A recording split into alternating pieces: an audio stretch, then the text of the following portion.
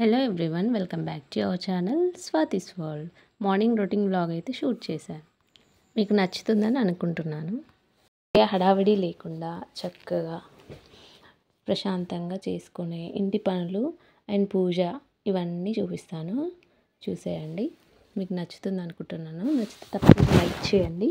ఇక్కడైతే మా చెట్లను చూసేయండి. ఫస్ట్ టైం మన ఛానల్ని విజిట్ చేసిన వాళ్ళు ఎవరైనా ఉంటే తప్పకుండా సబ్స్క్రైబ్ చేసుకోండి. ఇక్కడ మా పూజ కోసం అయితే చెట్లన్నీ చక్కగా పూలనిచ్చాయండి. హైబిస్కస్ ఫ్లవర్స్ ఇచ్చాయి. ఇంకా నేను పూజ చేసేసుకుంటున్నాను ఫ్రెష్ అయిపోయాక. ఎర్లీగా లేవడం వల్ల చాలా పీస్ఫుల్గా ఉంటుంది. మన స్ట్రెస్ ఏమి ఉండదు. మన మైండ్ అయితే చాలా ప్రశాంతంగా అనిపిస్తుంది.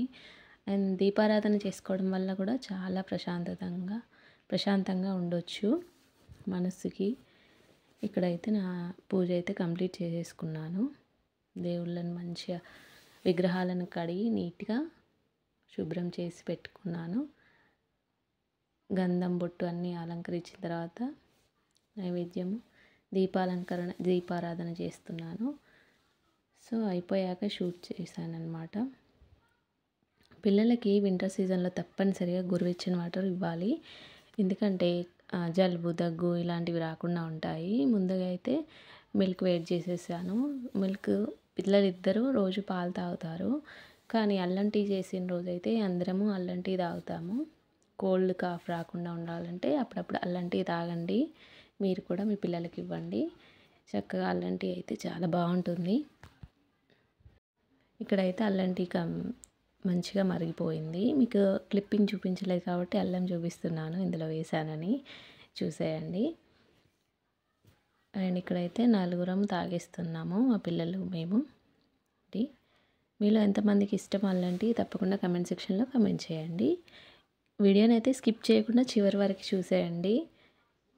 తప్పకుండా నచ్చుతుందని అనుకుంటున్నాను. ఫుల్ వ్లాగ్ అయితే షూట్ చేశాను.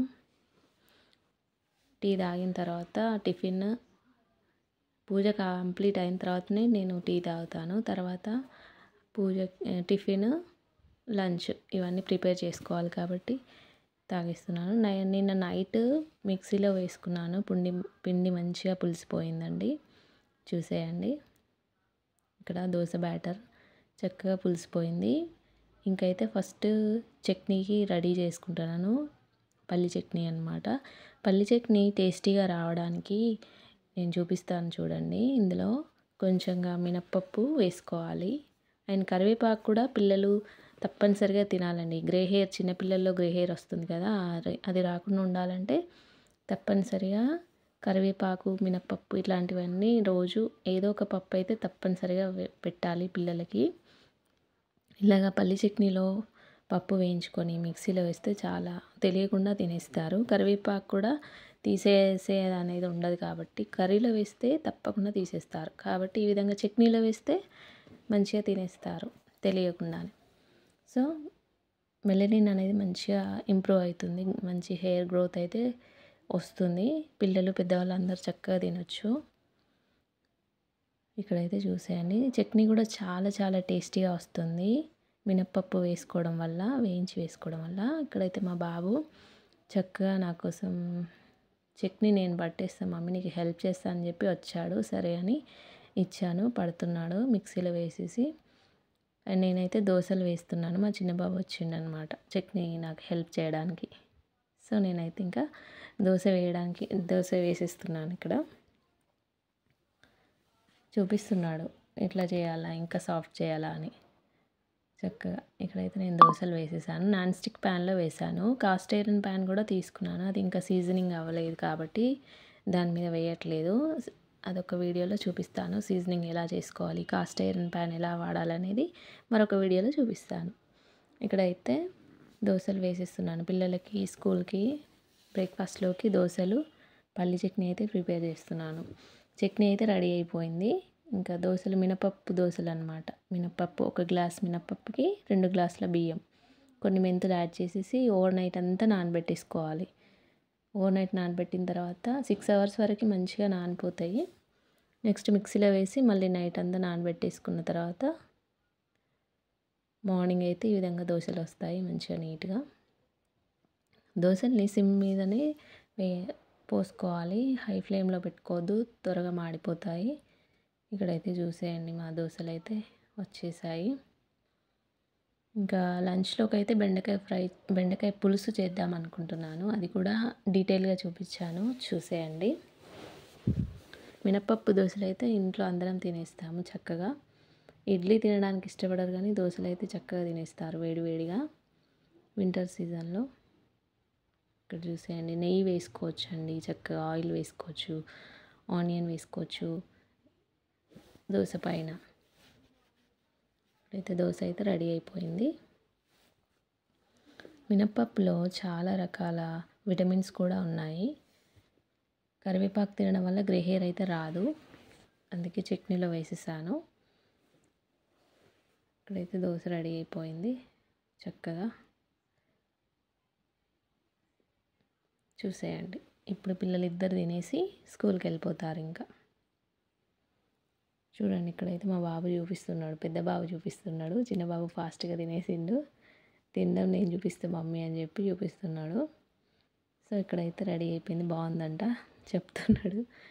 సో ఇక్కడ నేను ఇంకా లంచ్కి ప్రిపేర్ చేస్తున్నాను. వాళ్ళు స్కూల్కి అయితే వెళ్ళిపోయారు. ఇంకా లంచ్కి అయితే బెండకాయ పులుసు చేస్తున్నాను. చింతపండు పులుసుతో చేస్తాను, చాలా చాలా టేస్టీగా ఉంటుంది బెండకాయ పులుసు. ముందుగా బెండకాయల్ని నీట్గా కడిగి తుడుచుకోవాలి. వాటర్ ఏమీ ఉండొద్దు, వాటర్ ఉంటే జిగురు వచ్చేస్తుంది, ఫ్రై అవ్వవు సరిగా, టేస్ట్ కూడా బాగోదు. ఇలాగ కాటన్ క్లాత్తో కడిగిన తర్వాత తుడుచుకోవాలి. తుడుచుకున్న తర్వాత ఫ్రై చేసేసుకోవాలి కట్ చేసుకొని. సో ఇక్కడ అన్నీ నేను తుడిచిపెట్టేసుకున్నాను. బెండకాయలో చాలా మంచి ప్రోటీన్, విటమిన్స్ ఉన్నాయి. ఆస్తమా వంటి శ్వాసకోశ సమస్యలు అసలే రావు. బెండకాయల్లో vitamin A, vitamin B, vitamin C. బెండకాయలోని మ్యూకస్ వంటి పదార్థము కడుపులో మంట నుంచి ఉపశమనాన్ని ఇస్తుంది. పీచు విటమిన్స్, విటమిన్ సి, పీచు పదార్థాలు చాలా ఉంటాయి. దీనిలో చాలా ఎక్కువగా ఉంటాయి. మ్యూకస్ పదార్థము గ్యాస్ట్రిక్ సమస్యలను, ఎసిడిటీకి చక్కని పరిష్కారము. దీనిలో ఉండే పెక్టిన్ బ్లడ్ కొలెస్ట్రాల్ని తగ్గిస్తుంది. బెండకాయలో ఫైబర్ పుష్కలంగా ఉంటుంది అండ్ పెక్టిన్ అనే మూలకం కూడా ఉంది. ఇది చెడు కొలెస్ట్రాల్ను తగ్గిస్తుంది, గుండెపోటు వచ్చే ప్రమాదాన్ని తగ్గిస్తుంది. బెండకాయ తినడం వలన రక్తంలో చక్కెర స్థాయి కంట్రోల్లో ఉంటుంది. ఇన్ని విటమిన్స్, ఇన్ని కణజాలు ఉన్న పీచు పదార్థం పుష్కలంగా చాలా ఉంటాయని నిపుణులు పేర్కొంటున్నారు. బెండకాయలో లెక్టిన్ అనే ప్రోటీన్ బ్రెస్ట్ క్యాన్సర్ వచ్చే ప్రమాదాన్ని తగ్గిస్తుంది. బెండలోని పోలెట్లు అనేక రకాల క్యాన్సర్లను అడ్డుకుంటాయి. పోలెట్ లోపం వల్ల బ్రెస్ట్ అండ్ క్లోమా మరియు ఊపిరితిత్తుల క్యాన్సర్లు వచ్చే ప్రమాదం ఎక్కువ ఉందని నిపుణులు చెప్తున్నారు. ఉకారా అంటారు ఇంగ్లీష్లో. నోరూరించే బెండకాయ పులుసును వేడివేడిగా అన్నంలోకి పులుసు పుల్లగా ఎంతో టేస్టీగా తయారు చేసుకుందాము. ఇక్కడైతే వీడియోలో చూసేయండి, స్కిప్ చేయకుండా చూడండి. నేనైతే ఇక్కడ చూపించాను. బెండకాయ ముందుగా ఫ్రై చేసుకోవాలి. గ్రీన్ చిల్లీ, ఆనియన్ ఫ్రై అయ్యాక కరివేపాకు వేసుకోవాలి. పోపులో వేసుకుంటే చక్కగా వేగిపోతుంది. తర్వాత పసుపు యాడ్ చేసేసుకోవాలి. పోపులో పసుపు వేసుకోవడం వల్ల చాలా టేస్టీగా ఉంటుంది కర్రీ మాత్రం. ఇక్కడైతే పోపు అంతా మంచిగా వేయించుకోవాలి. చక్కగా వేయించుకున్న తర్వాత ఇందులోకి పసుపు యాడ్ చేసేసుకోవాలి. ఆనియన్స్ ఇవి వేయడం వల్ల చాలా టేస్టీగా ఉంటుంది బెండకాయ పులుసు. గ్రీన్ చిల్లీని కూడా చక్కగా వేయించుకోవాలి. తక్కువ వేగితే అంత టేస్టీగా అనిపించదు, అందుకే నేను పూర్తిగా వేయించుకుంటాను పోపులో గ్రీన్ చిల్లీ, ఆనియన్స్. అండ్ ఇక్కడైతే చూసేయండి, పోపు వేగిన తర్వాత ఇందులోకి కాసేపు మూత పెట్టేసేయాలి. చక్కగా మొత్తంగా మగ్గిపోతాయి. ఆ తర్వాత బెండకాయ ముక్కల్ని వేసేసుకోవాలి. ఒక్క నిమిషం వరకు మూత పెట్టిన తర్వాత చూసేయండి, వేగిపోయినాయి చక్కగా. ఆనియన్స్ అయితే బ్రౌన్ కలర్ వచ్చేసినాయి, గ్రీన్ చిల్లీ కూడా చక్కగా వేగిపోయాయి. చూసేయండి, ఇప్పుడు బెండకాయ ముక్కలన్నిటిని యాడ్ చేసేసుకోవాలి. పసుపు యాడ్ చేసుకోవాలి. తర్వాత బెండకాయ ముక్కలు వేసుకోవాలి. చక్కగా ఆనియన్ అయితే మంచిగా బ్రౌన్ కలర్ వచ్చేసాయి. పసుపు వేయడం వల్ల కర్రీకి చాలా చాలా టేస్ట్ యాడ్ అవుతుంది. చూసేయండి, ఇక్కడ మంచిగా కలిపేసుకోవాలి. పోపు అంతా కలిసే విధంగా పసుపుని సెకండ్ వరకు వేయించుకోవాలి. తర్వాత బెండకాయ ముక్కల్ని వేసేసుకోవాలి. స్టవ్ మాత్రం ఎప్పుడు సిమ్లో పెట్టుకొని చేసుకోవాలి ఏ కర్రీకైనా. అప్పుడే కర్రీ చక్కగా అవుతుంది. ఏమాత్రం మాడకుండా చాలా చాలా టేస్టీగా అయితే అవుతుంది. సిమ్లో పెట్టి చేసుకోవాలి, హై ఫ్లేమ్లో పెట్టకూడదు. ఇక్కడ చూసేయండి, నేనైతే పోపు మంచిగా వేగిన తర్వాత బెండకాయ ముక్కల్ని వేసేస్తున్నాను. జిగురు ఏమాత్రం రాకుండా ఉంటుంది. బెండకాయ ముక్కల్ని కడిగి తుడుచుకోవడం వల్ల తడి ఏమాత్రం లేకుండా తుడుచుకుంటేనే చక్కగా ఫ్రై అయిపోతాయి. జిగురు మాత్రం ఏమాత్రం రాదు. చూసేయండి, నేను చూపిస్తున్నాను ఇక్కడ కలుపుతున్నాను కదండి, జిగురు ఏమాత్రం రాదు అలా తుడుచుకోవడం వల్ల. ముక్కలన్నిటిని తడి పైన కట్ చేసామనుకోండి, ఫ్రై చేసామనుకోండి, చక్కగా ఉండదు కర్రీ, అంత టేస్టీగా రాదు. చూసేయండి, బెండకాయలో చాలా చాలా రకాల విటమిన్స్, ప్రోటీన్లు కూడా ఉన్నాయి కాబట్టి తప్పకుండా పిల్లలకి అలవాటు చేయాలి. నేనైతే మా పిల్లలకి ఫ్రై అలవాటు చేశాను అండ్ పులుసు కూడా అలవాటు చేశాను. చక్కగా తినేస్తారు వద్దనకుండా. ఇక్కడ చూసేయండి, మంచిగా ఫ్రై చేసేసుకోవాలి ముక్కలన్నిటిని. పోపు అంతా కలిసే విధంగా చక్కగా కలుపుకోవాలి. కలిపిన తర్వాత ఒక 5 to 10 minutes వరకు మూత పెట్టి ఉంచేసుకోవాలి. అప్పుడు ముక్కలన్నీ మంచిగా పోపు అంతా కలిసి మంచిగా ఫ్రై అయిపోతాయి. ఆయిల్ అంతా పట్టేసి 1 నిమిషం వరకు మూత పెట్టేసేయాలి. 5 to 10 minutes వరకు మూత పెట్టేసుకోవాలి. చూసేయండి, ఇక్కడ మంచిగా మగ్గిపోయాయి. 10 minutes తర్వాత చక్కగా మగ్గిపోతున్నాయి బెండకాయలు. ఇప్పుడు ఇందులోకి సాల్ట్, కారం ఈ విధంగా చెక్ చేసేసుకోవాలి, మగ్గినాయా లేదా అని చెప్పేసి ఒకసారి కలిపి చెక్ చేసేసుకుంటే మనకు తెలిసిపోతుంది.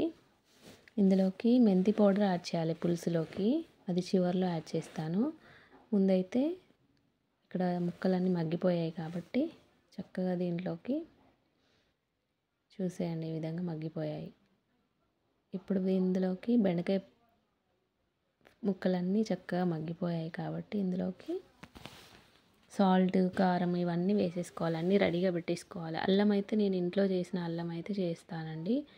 చూసేయండి, ఇక్కడ ఇది ఇంట్లో చేసిన అల్లము, బయట నుంచి అస్సలే తీసుకురాను.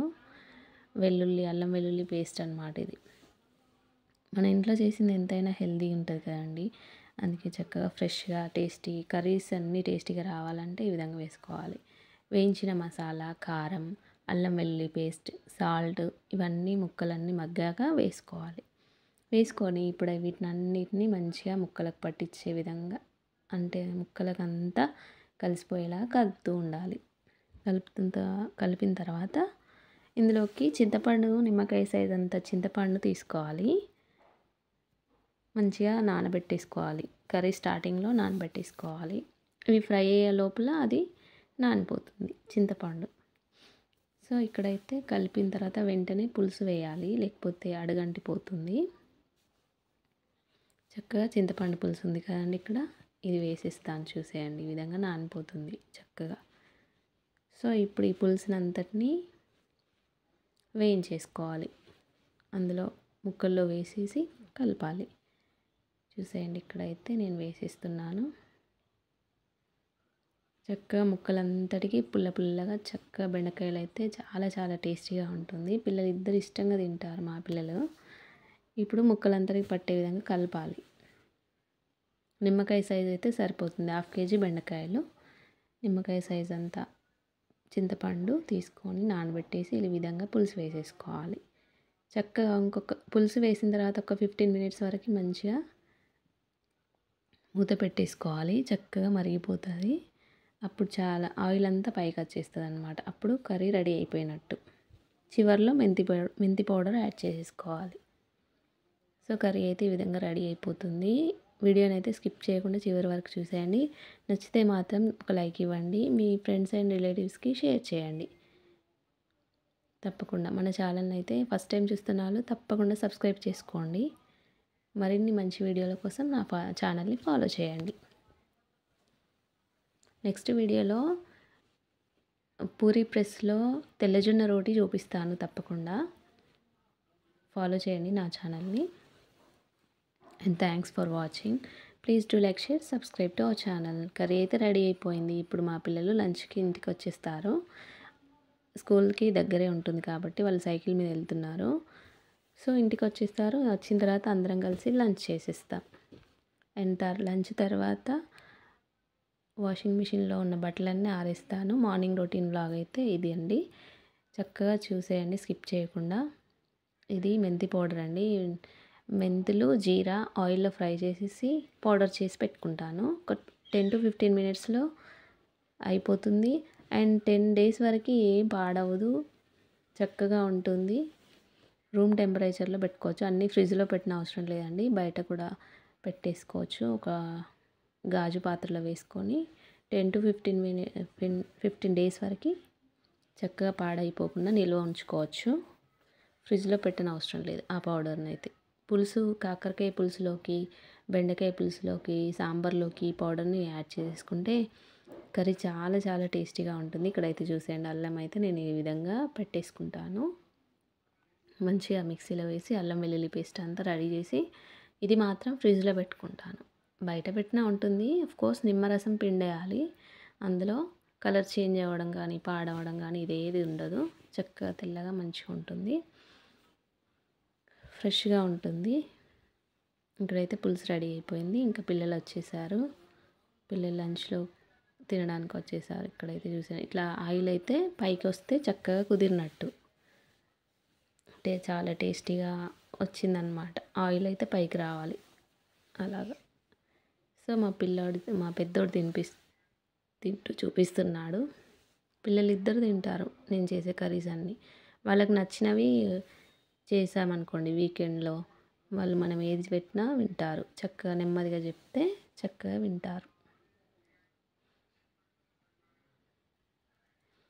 ఇక్కడైతే చూసేయండి మా చెట్లకి ఎన్ని ఫ్లవర్స్ వచ్చాయో. And please do like, share, subscribe to our channel. కొత్త వాళ్ళు ఎవరైనా మన ఛానల్ని ఫస్ట్ టైం చూసే వాళ్ళు ఎవరైనా ఉంటే తప్పకుండా మన ఛానల్ని సబ్స్క్రైబ్ చేసుకోండి.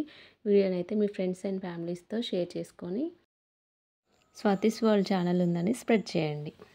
Thanks for watching.